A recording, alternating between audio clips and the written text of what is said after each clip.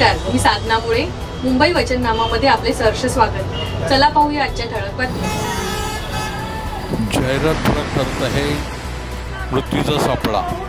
मुंबई शहरात अनेक ठिकाणी पश्चिम पूर्व द्रुत महामार्गावर अनधिकृत जाहिरात फलकांचा हा सुळसुळाट.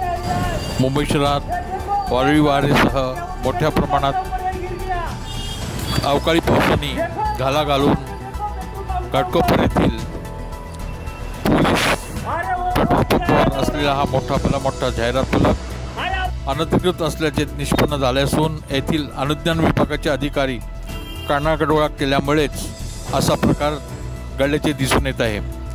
येथील अनेकांच्या तक्रारी अनुषंगाने या जाहिरात फलकाकडे अधिकारी दुर्लक्ष करून अनेकांचे जीव घेण्याचे प्रकार झाल्याचा दिसून आलेला आहे.